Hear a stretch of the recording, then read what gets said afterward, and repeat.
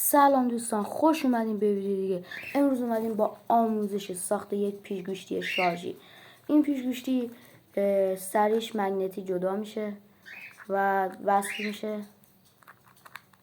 از اینجا کلیدای چپگرد و راستگردش چپگرد راستگرد میشه و تهش هم یک سوکت مادگی داره و این 12 ولت یا 6 ولت میتونین بهش بدین و هر پیچی که ببینه رو باز میکنه. خیلی قویه.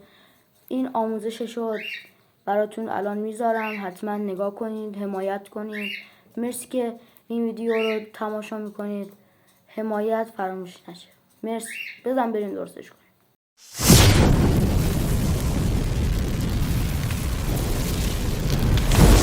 خب دوستان، همونطور که گفتم امروز میخوایم یک پیشگوشتی شارژی درست کنیم.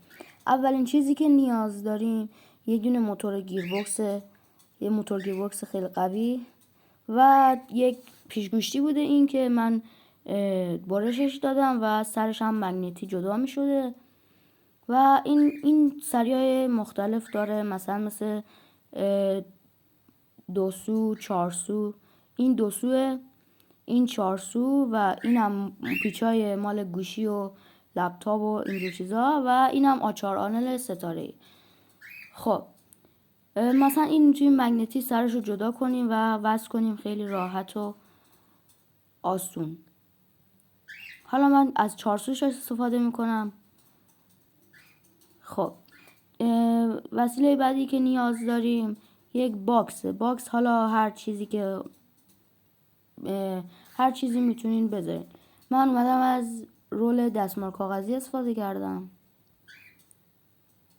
و یک کلید چپگرد و راستگرد میخوایم که حالا من خودم هوی لحیمشون کردم و دوتا رو با هم چسبوندم.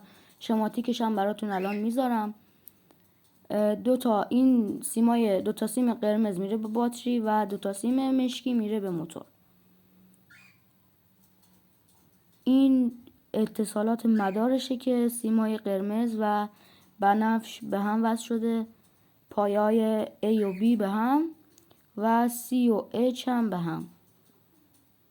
2 تا مشکی هم میره به موتور، 2 تا قرمز هم میره به باتری، یعنی A و B به باتری و H و C به موتور. خب اول باید یه درپوش براش درست کنیم. من درپوش ها رو درست کردم، برش دادم. بعد باید سوراخ کنیم که این کله موتورمون بره داخلش. من اینو با کاتر سوراخ میکنم. یک سوراخی ایجاد میکنم که کله موتورمون بره داخلش.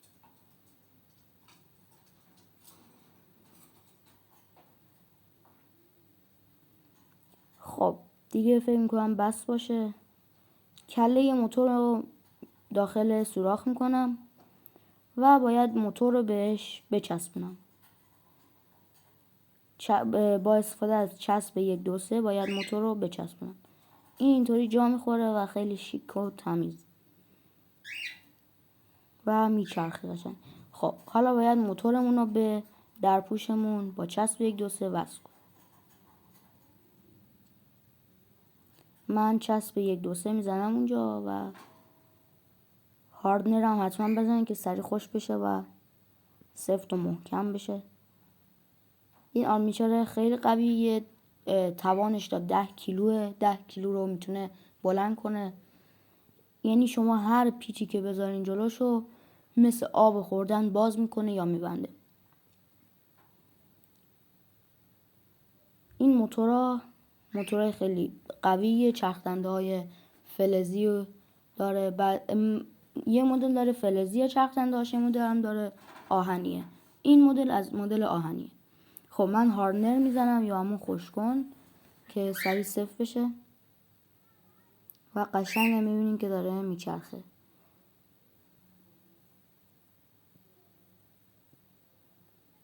خب حالا باید جای کلیدمون رو سوراخ کنیم و کلید رو در اون قرار بدیم. من کلید رو اونجا گذاشتم و چسبش زدم و قشنگ میبینین که میتونیم کلیداشو راحت بزنیم. حالا این من چون که تمیز در نیاوردم و شما میتونین هرچی تمیزتر در بیارین بهتره. میتونین با چوب بذارین، میتونین با لوله پولیکا بذارین و هر چیزی میشه. خب این درپوش رو وصل میکنیم میچسبونیم با چسب 1 2 3.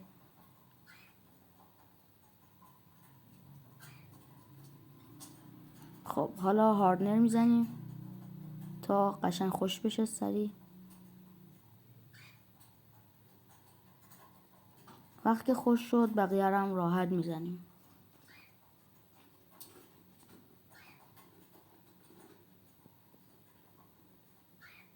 قشنگ سفت و محکمش کنیم چون که موتور قویه و اگه سفت نباشه از جاش کنده میشه. تا جایی که میتونین باید سفت کنین در پوشش رو و جای موتور رو که کنده نشه. من از باتری اول میخواستم استفاده کنم ولی دیدم که باتری نمیشه، توان زیادی میکشه موتور چون که گفتم خیلی قویه و اومدم جاش سوکت گذاشتم، سوکتی که مثلا 6 ولت به منبع تغذیه وصل کنیم. حالا اگه حمایت بشه آموزش منبع تغذیه رو میذارم توی کانال، با پاور کامپیوتر این کار انجام میدیم. اگه دوست داشتین براتون آموزشش رو میذاریم. میبینید که قشنگ داره کار میکنه. حالا من تست کنم پیچاشو، این چپ این راست. خب حالا من یه پیچ بیارم تست کنم براتون که چقدر مثل آب خوردن پیچای سفت و محکم رو باز میکنه. این مال یک پمپ هواه، قشنگ و راحت پیچشو باز میکنه.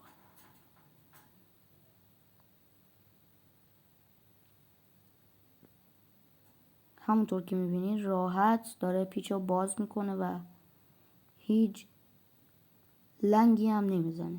لنگ خیلی کمی میزنه که اون حالا بستگی به تمیزی کار شما داره. راحت میبنده، راحت باز میکنه و راحت هم میبنده پیچا رو.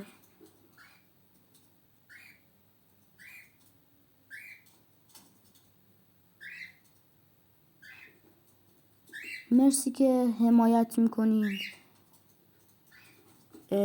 دوست دارین ویدیوی بعدی چی باشه حتما داخل کامنت ها بهم بگین و لایک و سابسکرایب و زنگوله و اینا فراموش نشه. مرسی ازتون که حمایت میکنین.